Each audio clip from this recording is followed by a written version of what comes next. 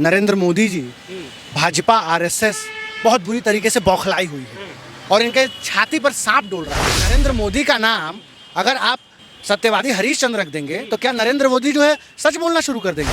तड़ीपार का नाम आप गृह मंत्री रख देंगे तो क्या वो विकास करेगा? नहीं साहब, वो विनाश करेगा।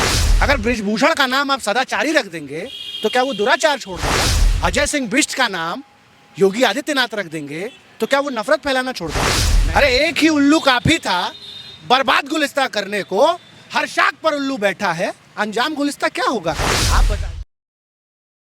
इंडिया नाम को लेकर एक अलग बहस छिड़ी हुई है। क्या सवाल खड़ा हो रहा है कि क्या इंडिया जो है अब संविधान से भी हटा दिया जाएगा, और अगर इंडिया नाम हटेगा तो किस तरह की मुश्किलों का सामना करना पड़ेगा, ये एक अलग सवाल है। हमारे साथ अतुल त्रिपाठी जी हैं, इनसे हम बात करते हैं। क्या लगता है, इंडिया को हटाने की बात आखिर आई कहाँ से अभी?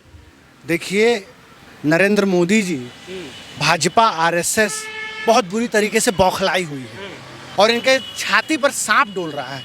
जब से इंडिया गठबंधन ने अब एक पूर्ण रूप लेना तैयार हुआ है और अब सीट शेयरिंग की बात आ रही है, और आप देखेंगे कि जैसे जैसे ये कारवां आगे बढ़ेगा वैसे वैसे भाजपा और आरएसएस को सांप सूंघेगा और ये लगातार इस देश में भ्रांति फैलाएंगे, देश को गुमराह करेंगे और ऐसे ऐसे सगुफे छोड़ेंगे, वन नेशन वन इलेक्शन। और अब तो नाम बदलने की बात आ रही है। अरे एक ही उल्लू काफी था बर्बाद गुलिस्ता करने को, हर शाख पर उल्लू बैठा है, अंजाम गुलिस्ता क्या होगा? आप बताइए। जब अनपढ़ और जाहिलों को सत्ता दी तब ये नहीं सोचा कि इस देश का क्या होगा। आज वही उनकी सनक का ही तो नतीजा है। आज आप बताइए, सनक है या भारतीय संस्कृति को आगे बढ़ाने का तरीका है? आप बताइए ना कि नरेंद्र मोदी का नाम अगर आप सत्यवादी हरीश चंद्र रख देंगे तो क्या नरेंद्र मोदी जो है सच बोलना शुरू कर देंगे? नहीं साहब, झूठ बोलना उनकी फितरत है, वो झूठ बोलेंगे।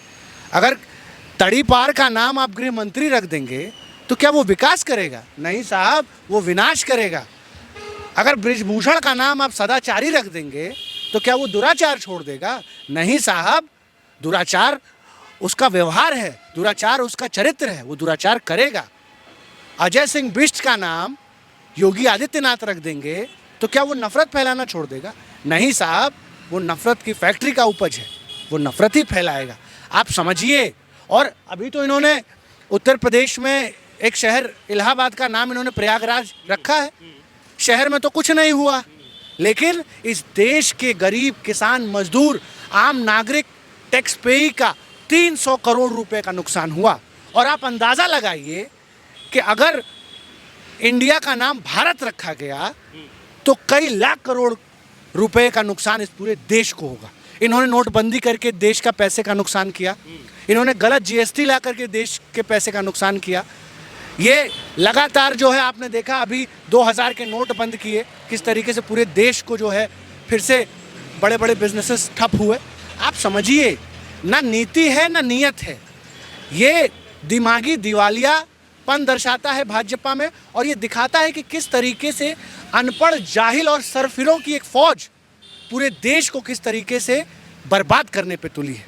बर्बादी जनता पार्टी, अगर इस जनता ने इसे नहीं रोका यहाँ तो पूरे देश को लील लेगी, ख़त्म कर देगी। देखिए, आप बताइए कि कोई मुझे लॉजिक दीजिए कि बिना किसी कारण के लाखों करोड़ रुपया देश का हम एक राजा की सनक में जो है बर्बाद कर दे।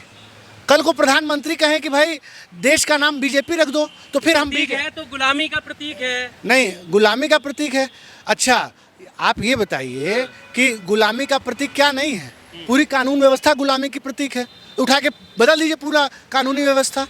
आप बताइए, कौन लोग कह रहे हैं गुलामी का प्रतीक?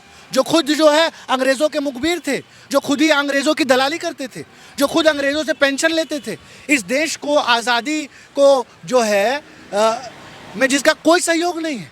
आज आप एक नेता बताइए ना भाजपा आरएसएस का जो स्वतंत्रता सेनानी हो, जिसने इस देश के लिए जान दिया है। अरे साहब, आप किससे देशभक्ति सीखना चाह रहे हैं? उन लोगों से जिन्होंने इस देश के तिरंगे का बहिष्कार किया, जो संविधान की प्रतियां जिन्होंने जलाई, बाबा साहेब की संविधान की प्रतियां। आप समझिए, इस देश को गुमराह किया जा रहा है।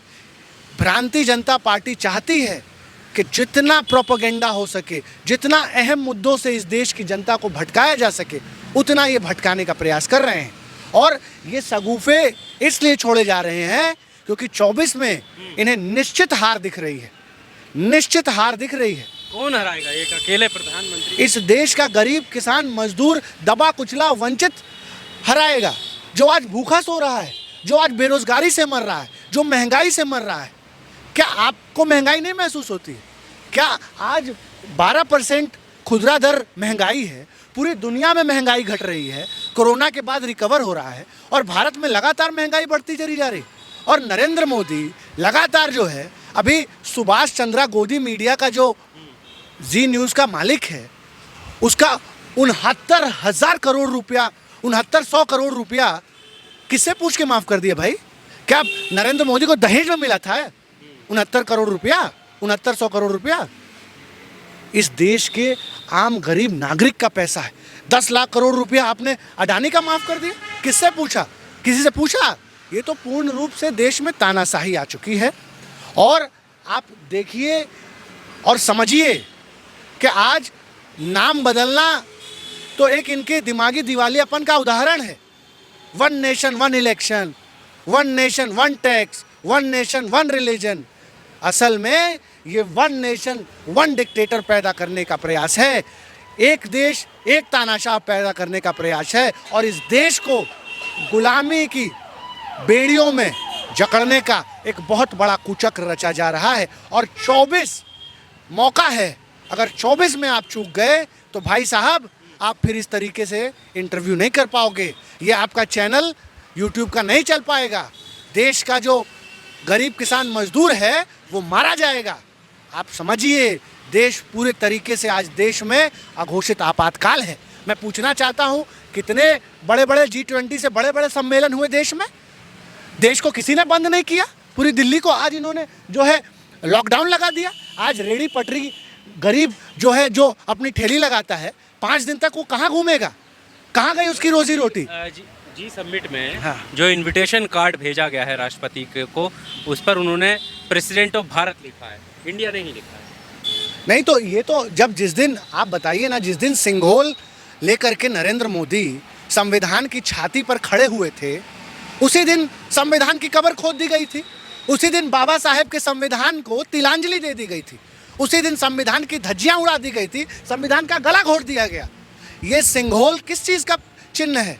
ये सिंघोल इशारा है कि अगर मुंह से नहीं मानोगे तो इस सिंघोल से, इस छड़ी से तुमको जो है ठीक कर देने का काम करेंगे।